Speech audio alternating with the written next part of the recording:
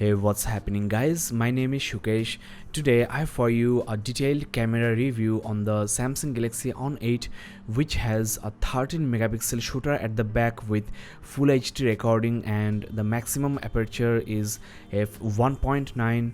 The front facing camera is a 5 megapixel shooter with again f1.9 aperture and full HD recording.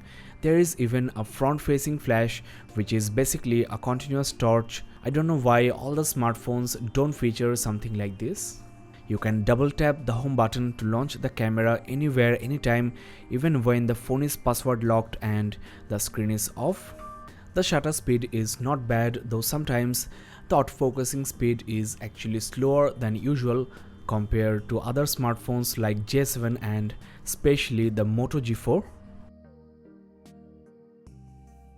I have also found that for macro photography, the minimum focusing distance in between the lens and the subject is at least 1 feet for autofocusing to work. You can tap to focus in this scenario. Now, as this is a Samsung smartphone, there are lots of software features, lots of modes. For example, there is Pro mode and also beauty phase, which I like a lot. You can actually airbrush your faces just like Photoshop. You can even make your face slim and also make your eyes larger.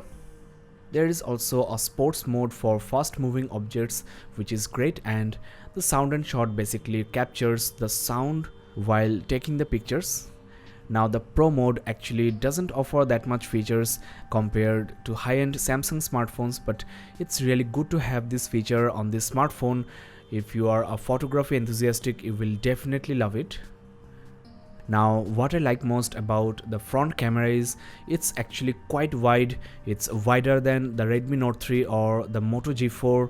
You can capture images with a gesture like this, which might be really useful if you are using a tripod or a selfie stick.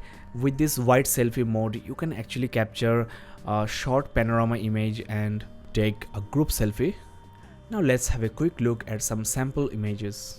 Then I will compare this camera with the Samsung Galaxy J7 2016, the Moto G4 Plus, the Redmi Note 3, etc. Now the image quality from the rear camera is excellent, I think one of the best. The noise handling is superb. It's much better than a lot of other devices including the Redmi Note 3. The color recording is accurate, there isn't any over sharpening or over saturation, and the dynamic range, the details in images are really awesome. I will rate this camera 8 out of 10 considering the price point, and as I mentioned before, the autofocusing is not reliable all the time. As far as low light or indoor images are concerned, as I just mentioned, the noise handling is really impressive. I will compare these images with the Redmi Note 3 and you will notice the difference. Now I will not compare the images with the J7 2016 because I think the image quality is almost identical. There isn't any visible difference. But let me show you in the video mode, the autofocusing speed of the On8 is quite slow. There is a side-by-side video autofocusing comparison in between these two smartphones, and as you can see, the J7 is blazing fast. The Galaxy On8 really takes some time for autofocusing.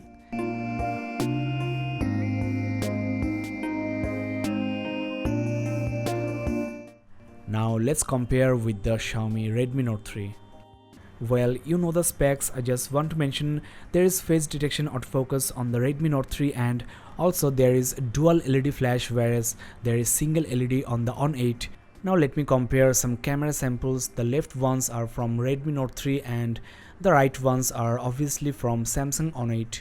As you can see, the images captured by Note 3 are highly saturated, but there is less details. And the most disappointing fact is, under broad sunlight, there is still noise on the captured images by Note 3, whereas the Galaxy On8 performs really well. Let me show you a few more samples. Normally you will not notice the noise, but if you zoom in, you will actually see noise on subjects that are brightly lit. The color recording of the Note 3 is really impressive, but I think On8 captures more natural and more accurate colors. The fine details are also worth noticing. I really don't see any noise on these Galaxy On8 captured images.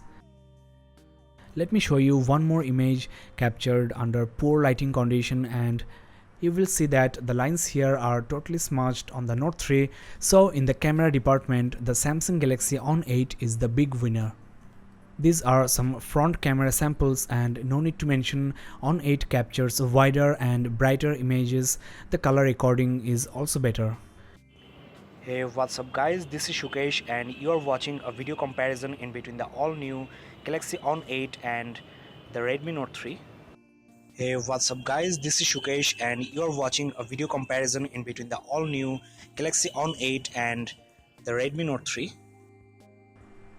As you can see guys, the autofocusing of the Redmi Note 3 is really awesome. It's much better than that the On8, and the macro focusing distance of the On8 is also not good. I think at least 1 feet distance you should maintain in between the camera lens and the subject. Now, just like photos, the Redmi Note 3 captures highly saturated videos, and the noise is also there, but it's not that much visible. The details, the dynamic range is of course better on the Samsung smartphone. You are watching the video, so you decide. I suggest you to watch this part in 4K.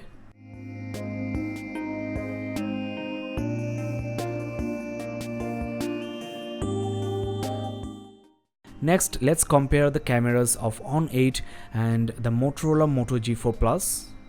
There I have the camera samples side by side. On my left I have the Moto G Plus, and on my right the Samsung Galaxy On8.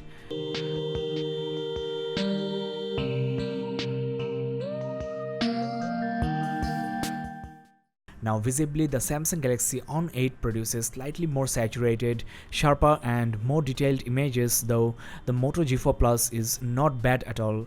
In fact, both cameras here are neck to neck, and one thing I must admit, the laser autofocus of Moto G Plus is just amazing. There you have some low light indoor images, and here the Moto G Plus is the big winner with better color, noise handling and sharpness. The On8 is not that bad, but the G Plus is better. Now I've also tried the front cameras, and I think both cameras are very close, though the noise handling of the G Plus is slightly better. There I have for you a video comparison, and the first thing I will do is the autofocus test. There is laser face detection autofocus on the Moto G Plus, which is one of the fastest I have ever seen. The Galaxy On8 is not even close. Now let's talk about the video quality.